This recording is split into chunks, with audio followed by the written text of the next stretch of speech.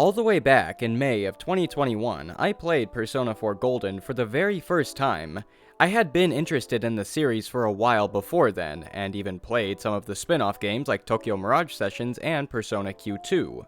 But when I started playing Persona 4, I fell in love with it almost immediately. I loved the characters, the music, the setting. Everything about Persona 4 was done almost perfectly.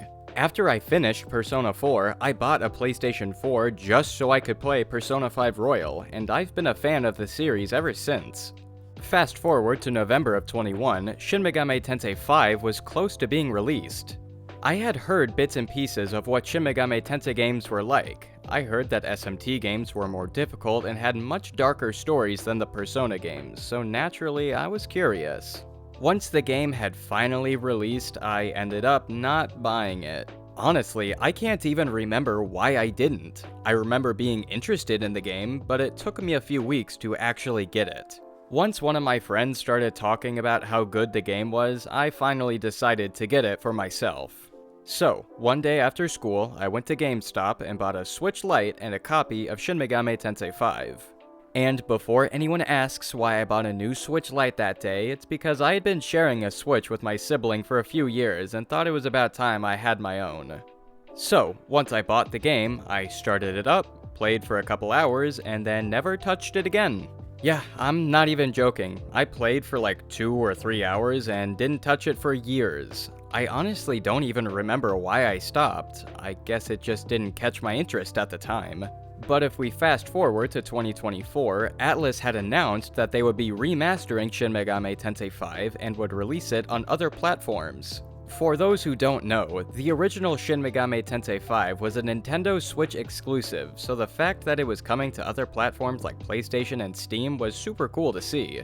When I saw that Shin Megami Tensei V was getting a re-release, I thought this would be a good opportunity to give the game another shot.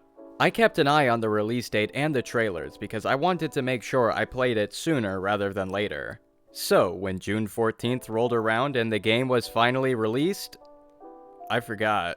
I had completely forgotten that the game even existed. I was getting ready to go to sleep that night until I randomly remembered that Shin Megami Tensei V Vengeance had released, and I forgot to play it. Even then, it took me until the 25th of June to finally pick up a copy of the game. So even if I was a little late to the party, I was absolutely obsessed with this game. The gameplay and the world of this game were too interesting to put down, and I had spent a lot of my time playing it. Even though this game has been out for a little while, I wanted to talk about it because it's honestly one of my favorite games of all time. Before we get started, make sure to like and subscribe. I'd really appreciate that if you did it. Also, be sure to check out the Discord server linked in the description below. Would be super cool to see some of you guys in there. With all of that out of the way, let's take a closer look at Shin Megami Tensei V Vengeance.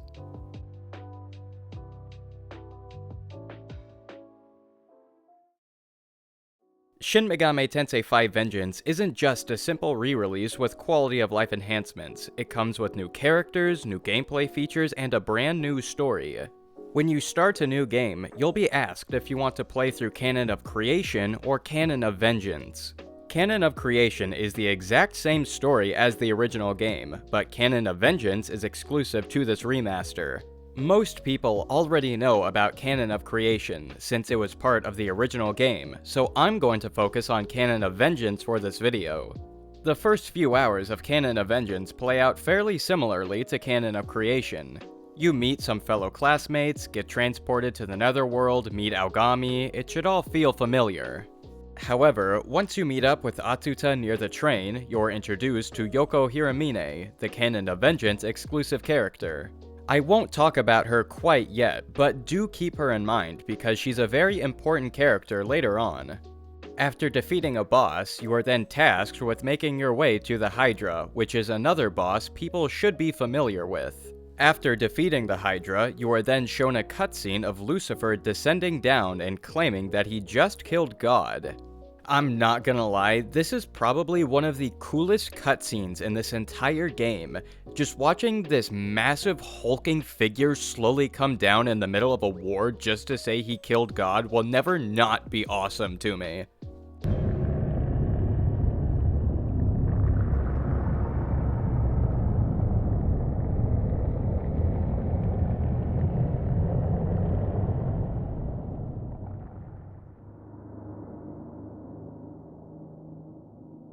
god you cravenly revere is dead.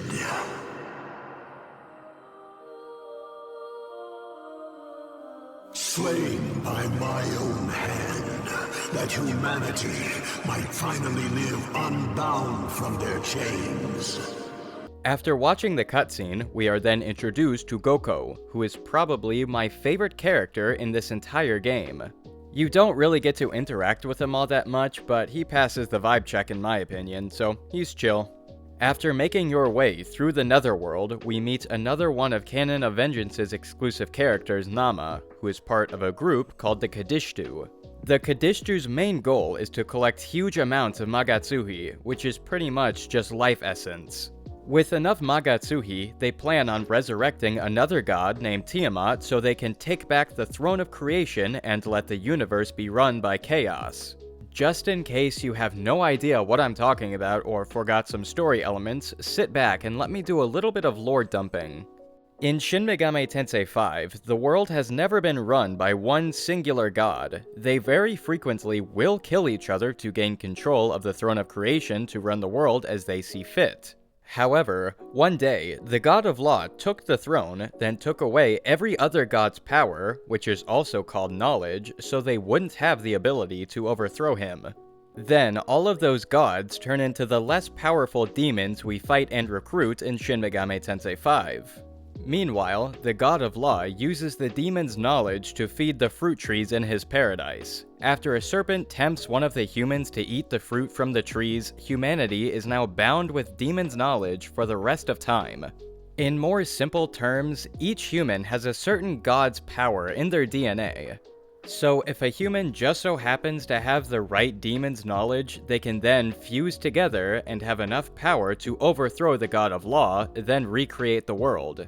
Sorry for the huge info dump, but try and remember all of this because it will be important later on, and just in case if you're confused by anything I mentioned, I linked some of the Shin Megami Tensei V wikis in the description, so feel free to check those out. Moving on, once we arrive at the Tokyo Diet Building in the Netherworld, we are then rescued and brought back to regular Tokyo. After the characters ask where they just were, Prime Minister Koshimizu explains that the Netherworld they were just in was Tokyo. After a battle that took place 18 years ago, Tokyo turned into a deserted, barren wasteland. After this happened, the God of Law made a perfect recreation of Tokyo and let the demons do whatever they wanted in the Netherworld while the humans lived normally in the recreation. This, to me, is honestly a really cool plot point. Just the idea of the whole city actually being destroyed for nearly 2 decades is just really mind-blowing and interesting to think about. If we fast forward a bit, it turns out that an angel named Mastima has been turning people into salt. Since the Qadistu have been going around killing people for Magatsuhi, Mastima thought that turning people into salt before they died would prevent them from collecting more. Mastima then goes on to turn Dazai into salt just to prove that he's the one doing all of this. Unrelated, but one detail I actually really love about this cutscene is that after the main character sees that Dazai was turned into salt, he's ready to throw hands, no questions asked. He saw his buddy pretty much die and was willing to fight immediately. Even though the protagonist doesn't speak, there are moments like these that add to his character, and it's really clever honestly. So, like I said, Mastima was turning people into salt so the Qadistu couldn't collect any more Magatsuhi, so the group then offers to defeat the Qadistu themselves just so he'll stop, which he agrees to. After they leave, Mastima then unsalts Dazai and offers to give him new powers, which Dazai of course accepts. I promise, this will be the last time I say try and keep all of this in mind, because it will be relevant later. Once we find the Qadistu again, they reveal that Yoko is actually a goddess that is meant to aid Tiamat in taking the throne of creation. Yoko has the powers of a creation goddess, which the God of Law doesn't really like, so he sealed her soul away just so he could protect his place on the throne. During this bombshell of a revelation, our school buddy Tao is killed, then the Qadistu use the Nahobino as a sacrifice to summon Tiamat. However, Aogami sacrifices himself so that the protagonist is able to escape.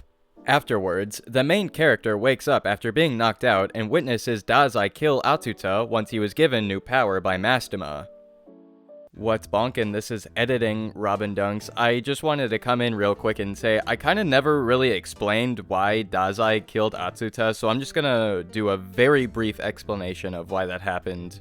After Dazai received extra power from Mastema, Dazai pretty much became a servant of the God of Law. And similarly to the main character, Atsuta had the ability to become a Nahobino. But to the God of Law, that's pretty much a sin, since Nahobinos have the ability to overthrow the God of Law, which he doesn't like. And since Dazai now serves the God of Law, he had to kill Atsuta to prevent him from becoming a Nahobino. Like I said, that's a very brief explanation for all of that. There's more detail and a bit more complexity to it, but that's pretty much the basic summary. After we learn that Prime Minister Koshimizu is also an Aogami, we fuse together to avenge Atsuta, then make our way to the Throne of Creation.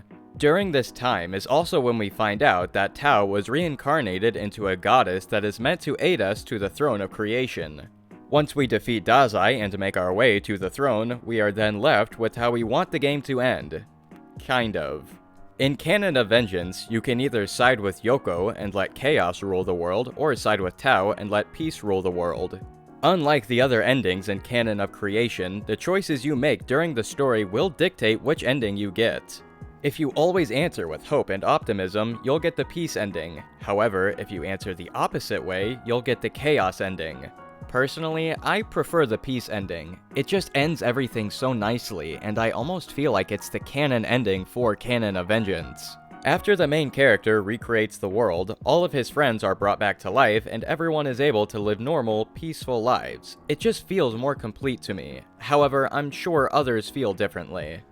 Ignoring whichever ending you prefer, I think Canon of Vengeance offers a really complex narrative. This story will always make you reconsider your morals and values, which is something I actually really liked.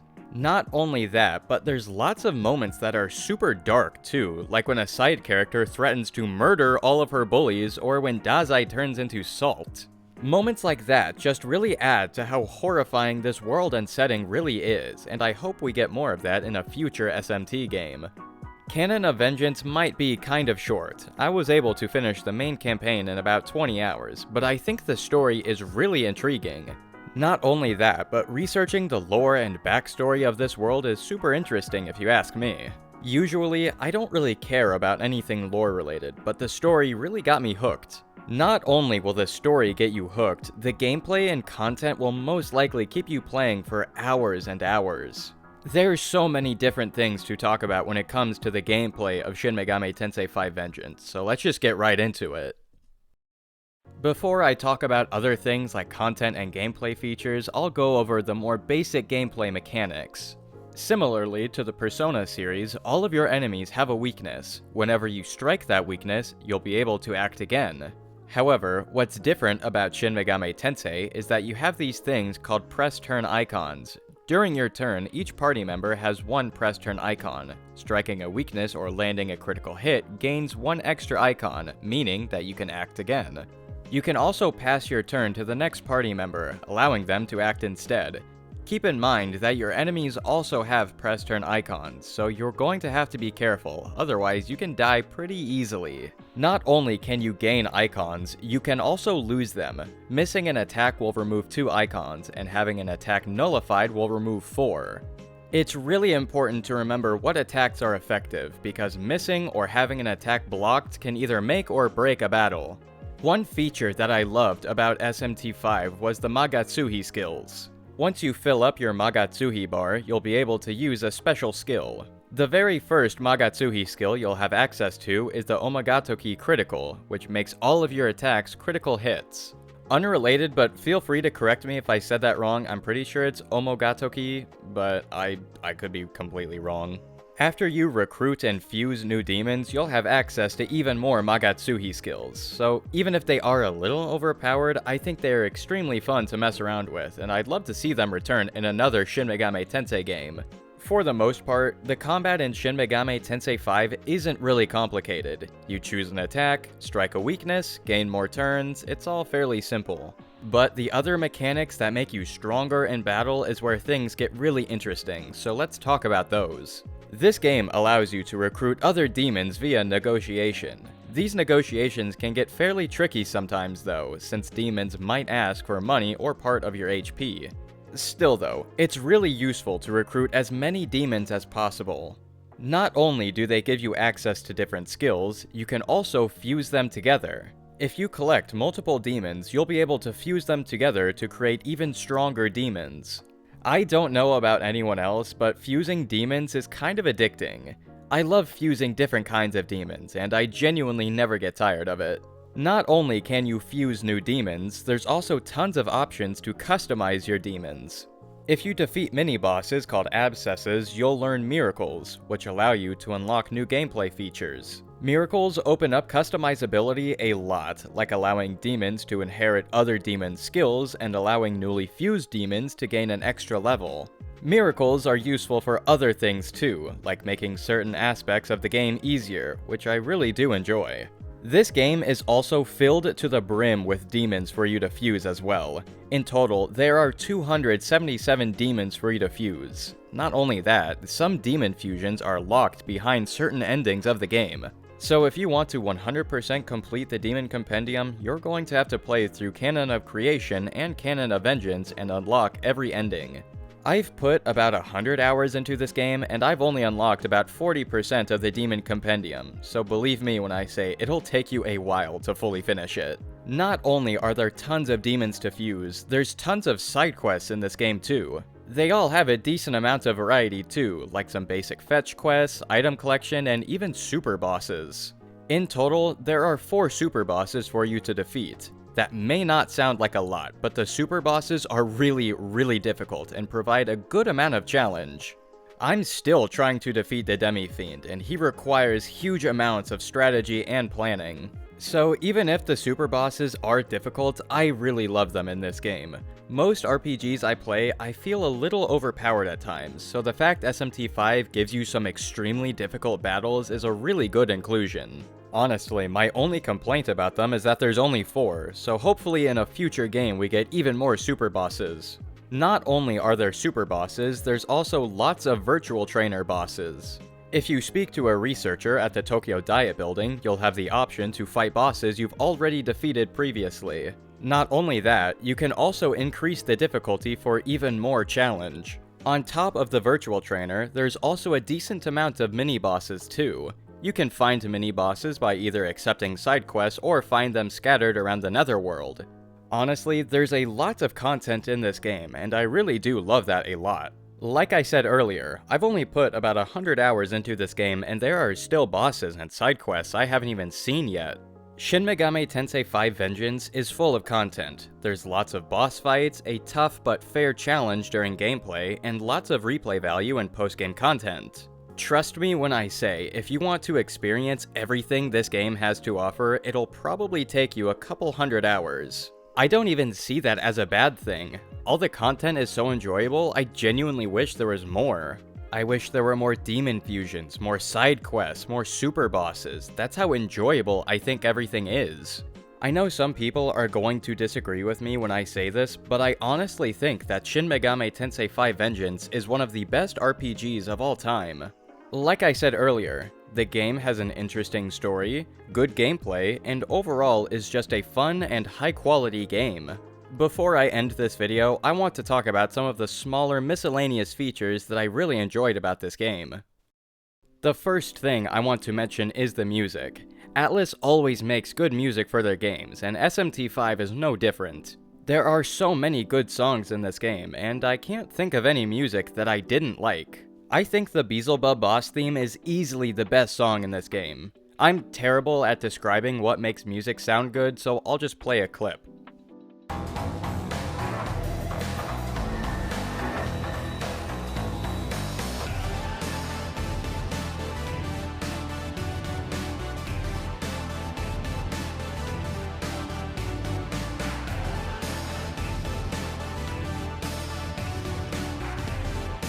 Not only is the Beelzebub theme super catchy, but so is the Qadistu boss theme.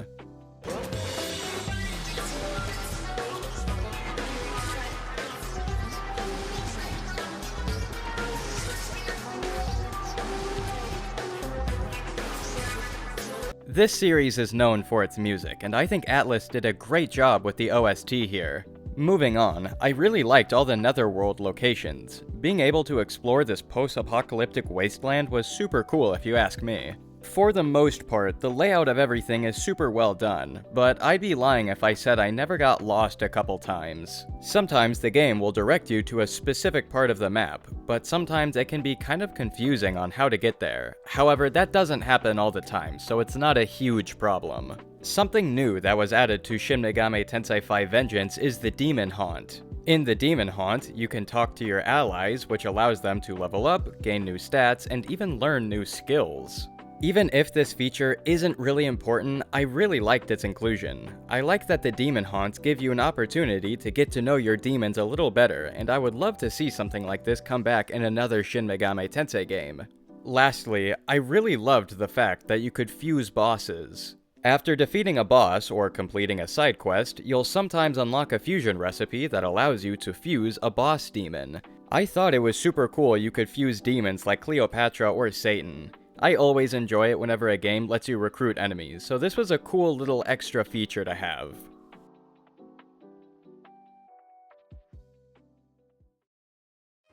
All things considered, Shin Megami Tensei V Vengeance is an extremely fun and well-developed game. There's so much content and new features that I think lots of people will enjoy. The combat is fun, the music is great, and there's a decent amount of replay value. I think if you're a fan of Persona or RPGs in general, you'll have a really fun time playing this game. Even though this game does have some minor flaws, I think it's a masterpiece and is one of, if not the best RPG ever made.